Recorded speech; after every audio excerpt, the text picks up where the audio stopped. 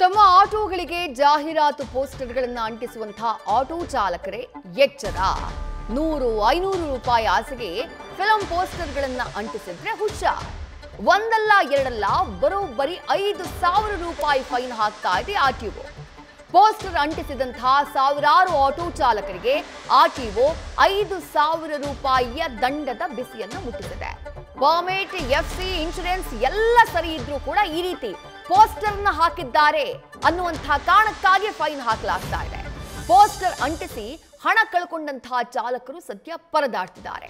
ಆಟೋಗಳಲ್ಲಿ ಸಾಮಾನ್ಯವಾಗಿ ನೀವು ಗಮನಿಸ್ತಾ ಇದ್ದೀರಿ, ಯಾವುದೋ ಒಂದು ಸಿನಿಮಾ ಪೋಸ್ಟರು ಅಥವಾ ಯಾವುದೋ ಒಂದು ಪ್ರಾಡಕ್ಟ್ನ ಪೋಸ್ಟರ್ಗಳನ್ನ ಅಂಟಿಸ್ಕೊಳ್ತಾರೆ ಆಟೋ ಚಾಲಕರು. ಆ ಮೂಲಕ ಹಣವನ್ನ ತೆಗೆದುಕೊಳ್ತಾರೆ. ಆ ರೀತಿ ಪೋಸ್ಟರ್ಗಳನ್ನ ಅಂಟಿಸೋದಕ್ಕೆ ಕಂಪನಿಯವರು ಅವರಿಗೆ ಹಣವನ್ನು ಕೂಡ ನೀಡ್ತಾರೆ, ಒಂದು ಮಾರ್ಕೆಟಿಂಗ್ ಸ್ಟ್ರಾಟಜಿ.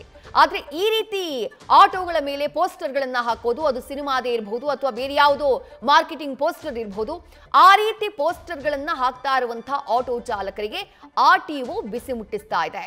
ಬರೋಬ್ಬರಿ 5,000 ರೂಪಾಯಿ ದಂಡವನ್ನ ಹಾಕ್ತಾ ಇದೆ. 100-500 ಕೊಟ್ಟು ಪೋಸ್ಟರ್ಗಳನ್ನ ಹಾಕಿಸಿಕೊಂಡಂತಹ ಆಟೋ ಚಾಲಕರಿಗೆ ಪೋಸ್ಟರ್ಗಳನ್ನ ಹಾಕಿಸಿಕೊಂಡಂತಹ ಆಟೋ ಚಾಲಕರಿಗೆ ಈಗ 5,000 ರೂಪಾಯಿ ದಂಡವನ್ನ ಕಟ್ಟುವಂತಹ ಸ್ಥಿತಿ ನಿರ್ಮಾಣ ಆಗಿದೆ.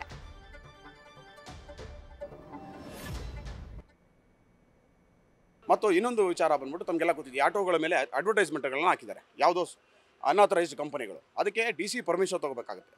ವಾರ್ಷಿಕವಾಗಿ ಸಾರಿಗೆ ಇಲಾಖೆಗೆ 5,000 ರೂಪಾಯಿ ಕಟ್ಟಬೇಕು ಒಂದು ವೆಹಿಕಲ್ಗೆ. ಅವ್ರು ಅಡ್ವರ್ಟೈಸ್ಮೆಂಟ್ ಮಾಡ್ತಿರೋದು ತಮಗೆಲ್ಲ ಗೊತ್ತಿದೆ. ಈಗ BMTC ಮೇಲೆಲ್ಲ ಇದೆ ಯಾವುದೋ ಕಂಪನಿಗಳದ್ದು ಅಡ್ವರ್ಟೈಸ್ಮೆಂಟ್. ಅದೇ ರೀತಿ ಆಟೋ ರಿಕ್ಷಾಗಳ ಮೇಲೆ ಅದು ಇಲ್ಲೀಗಲ್ಲು. ಇವರು ಆ ಸಂಸ್ಥೆ ಮೇಲೆ ಕ್ರಮ ತಗೋಬೇಕೇ ಹೊರತು ಆಟೋ ರಿಕ್ಷಾ ಚಾಲಕರ ಮೇಲಲ್ಲ. ಅದಕ್ಕೇನು ಮಾಡ್ತಾರೆ, ವೈಲೇಷನ್ ಆಫ್ ಪರ್ಮಿಟ್ ಅಂತೇಳಿ 5,000 ರೂಪಾಯಿ ದಂಡ ಹಾಕ್ತಿದ್ದಾರೆ. ಅದು ತಪ್ಪು. ನಾವು ಪ್ರತಿಭಟನೆ ಮಾಡ್ತಾ ಹೋದರೆ ಸಾರಿಗೆ ಇಲಾಖೆಗೆ, ಸಾರಿಗೆ ಮಂತ್ರಿಗಳಿಗೆ ಅಥವಾ ಸರ್ಕಾರಕ್ಕೆ ಮುಜುಗರ ಆಗುತ್ತೆ.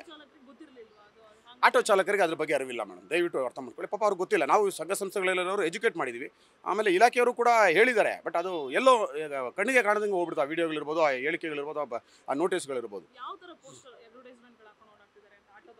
ಆಟೋದವ್ರ ಮೇಲೆ ಅಂದರೆ ಈಗ ಉದಾಹರಣೆಗೆ ಪೋರ್ಟರ್ ತಗೊಳ್ಳಿ. ಪೋರ್ಟರ್ ಅದು ಒಂದು ಇಲ್ಲಿಗಲ್ ಸಂಸ್ಥೆ ಇದೆ. ಅವ್ರದ್ದು ಬ್ಯಾನರ್ ಇರ್ಬೋದು ಅಥವಾ ಯಾವುದೋ ಸಣ್ಣ ಪುಟ್ಟ ಈಗ ಲೂಸ್ ವೆಯ್ಟ್, ಗೇನ್ ವೆಯ್ಟ್ ಅಂತ. ಯಾವುದು ಮೇಡಮ್? ಅದು ಕೂಡ ತಪ್ಪೆ. ಅದಕ್ಕೂ ಸರ್ಕಾರಕ್ಕೆ ಅವ್ರು ದುಡ್ಡು ಕಟ್ಟಬೇಕು. ಈಗ ನಾನು ಯಾವುದೋ ಒಂದು ಸಂಸ್ಥೆ ನಡೆಸ್ತೀನಿ, ನಾನು ಈಗ BMTCಗೆ, KSRTCಗೆ ನಂದೊಂದು ಕಂಪನಿ ಅಡ್ವರ್ಟೈಸ್ಮೆಂಟ್ ಮಾಡ್ತೀನಿ ಅಂತಂದರೆ ನಾನು ಅರ್ಜಿ ಸಲ್ಲಿಸಬೇಕು. ಅರ್ಜಿ ಸಲ್ಲಿಸಿ RTIಯಲ್ಲಿ ಅಪ್ರೂವಲ್ ಆಗಬೇಕು. RTIಯಲ್ಲಿ ಅಪ್ರೂವಲ್ ಆಗಿ ನನಗೆ ಇಷ್ಟು ವೆಹಿಕಲ್ಲು ನನಗೆ ಇಷ್ಟಕ್ಕೆ ಬೇಕು ಅಂತೇಳಿ ನಾನು ಸರ್ಕಾರಕ್ಕೆ 5,000 ರೂಪಾಯಿ ವಾರ್ಷಿಕ ಫೀಸನ್ನು ಕಟ್ಟಬೇಕು ಒಂದು ವೆಹಿಕಲ್ಗೆ. ಆ ಥರ ನಾನು 1,000 ಗಾಡಿಗೆ ಹಾಕ್ತೀನಿ ಅಂದರೆ 1,000 ಗಾಡಿಗೆ ಸಂಬಂಧಪಟ್ಟಂಗೆ 5,000 ರೂಪಾಯಿ ಫೀಸನ್ನು ಸರ್ಕಾರಕ್ಕೆ ನಾನು ಕಟ್ಟಬೇಕು. ತದನಂತರನೇ ನಾನು ಯಾವುದು ತೊಗೊಂಡಿರ್ತೀನಿ, ಅದು ಆಟೋ ರಿಕ್ಷಾ ಇರ್ಬೋದು ಇಲ್ಲ ಕ್ಯಾಬ್ ಇರ್ಬೋದು, ಅದಕ್ಕೆ ನಾವು ಮೆಚ್ಚಬೇಕಾಗ್ತದೆ. ಇವರು ಅದನ್ನು ಮಾಡ್ತಾನೆ ಇಲ್ಲ. ತಾವೆಲ್ಲ ನೋಡ್ಬೋದು ಈಗ ಊಬರ್ ಡೀಟೇಲ್ಸ್ ನಮ್ಮ ಪ್ರತಿನಿಧಿ ಪ್ರಗತಿ ನೀಡ್ತಾ ಹೋಗ್ತಾರೆ. ಪ್ರಗತಿ, ಎಲ್ಲ ದಾಖಲೆಗಳು ಸರಿ ಇದ್ರೂ ಕೂಡ ಈ ರೀತಿಯಾದಂತಹ ಪೋಸ್ಟರ್ ಅಂಟಿಸಿದಂತಹ ಕಾರಣಕ್ಕೆ ಫೈನ್ ಕಟ್ಟಬೇಕಾದಂತಹ ಸ್ಥಿತಿ ಆಟೋ ಚಾಲಕರದ್ದು. ಆರ್ಟಿಒ ನಿಯಮ ಏನು ಹೇಳ್ತಾ ಇದೆ? ಆಟೋ ಚಾಲಕರು ಆಕ್ರೋಶವನ್ನ ವ್ಯಕ್ತಪಡಿಸ್ತಾ ಇರೋದು ಯಾಕೆ? ವಿದ್ಯಾ, ನೀವು ಬೆಂಗಳೂರಿನಲ್ಲಿ ಎಲ್ಲೇ ಗಮನಿಸಿದ್ರು ಕೂಡ ಬಹುತೇಕ ಕಡೆ ಎಲ್ಲ ಏರಿಯಾಗಳಲ್ಲೂ ಕೂಡ ಆಟೋ ಹಿಂದೆಗಡೆ ಒಂದು ಪೋಸ್ಟರ್ ಹಾಕೊಂಡಿರ್ತಾರೆ. ಅದು ಫಿಲ್ಮ್ ಪೋಸ್ಟರ್ ಆಗಿರ್ಬೋದು ಅಥವಾ ಯಾವುದೋ ಒಂದು ಇನ್ಶೂರೆನ್ಸ್ ಕಂಪನಿಯ ಒಂದಷ್ಟು ಪೋಸ್ಟರ್ ಆಗಿರ್ಬೋದು ಅಥವಾ ಕೆಲವೊಂದು ಸ್ಟಿಕ್ಕರ್ ಗಳನ್ನ ಅಳವಡಿಕೆ ಮಾಡಿರ್ತಾರೆ. ಸಾರಿಗೆ ಇಲಾಖೆಯ ನಿಯಮದ ಪ್ರಕಾರ ಈ ರೀತಿಯ ಯಾವುದೇ ಸ್ಟಿಕ್ಕರ್ ಆಗ್ಲಿ ಪೋಸ್ಟರ್ ಆಗ್ಲಿ ನೀವು ಅಂಟಿಸ್ಕೊಳ್ಳೋ ಹಾಗಿಲ್ಲ.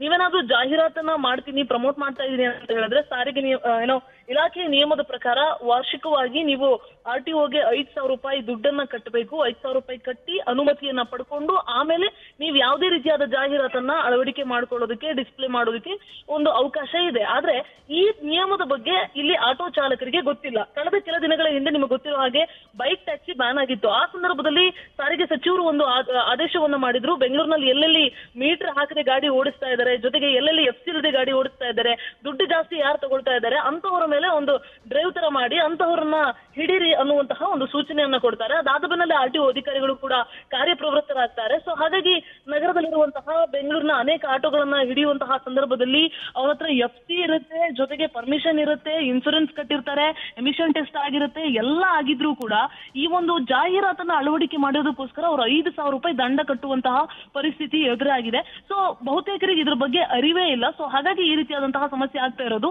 ಸಾರಿಗೆ ಇಲಾಖೆ ಒಂದೇ ನಾವು ಒಂದು ಹೊಸ ಗಾಡಿಯನ್ನ ತಗೊಂಡಂತಹ ಸಂದರ್ಭದಲ್ಲಿ, ಆಟೋ ತಗೊಂಡಾಗ ಆ ಸಂದರ್ಭದಲ್ಲಿ ನೀವು ಈ ತರ ಒಂದು ರೂಲ್ಸ್ ಇದೆ ಅಂತ ಹೇಳ್ಬೇಕು. ಇಲ್ಲ ಅಂತ ಅಂದ್ರೆ ಇದಕ್ಕೆ ಸಂಬಂಧಪಟ್ಟ ಹಾಗೆ ಒಂದಷ್ಟು ಅರಿವು ಮೂಡಿಸುವಂತಹ ಕಾರ್ಯಕ್ರಮ ಮಾಡಿ. ಯಾಕಂದ್ರೆ ಬಹುತೇಕ ಆಟೋ ಚಾಲಕರು ಎಜುಕೇಟೆಡ್ ಆಗಿರೋದಿಲ್ಲ, ಅವ್ರಿಗೆ ಗೊತ್ತಿರೋದಿಲ್ಲ. ಸೊ ಈ ನಿಯಮದ ಬಗ್ಗೆ ಜಾಸ್ತಿ ಅರಿವು ಮೂಡಿಸುವಂತಹ ಕೆಲಸ ಮಾಡಿ ಅಂತ ಈಗ ಹೇಳ್ತಾ ಇರುವಂತಹದ್ದು ವಿದ್ಯಾ. ಥ್ಯಾಂಕ್ ಯು ಪ್ರಗತಿ, ತಮ್ಮೆಲ್ಲ ಡೀಟೇಲ್ಸ್ಗೆ. ನ್ಯೂಸ್ ಫಸ್ಟ್ ನಿರ್ಭೀತಿಯಿಂದ ನಿಮ್ಮ ಪರವಾಗಿ.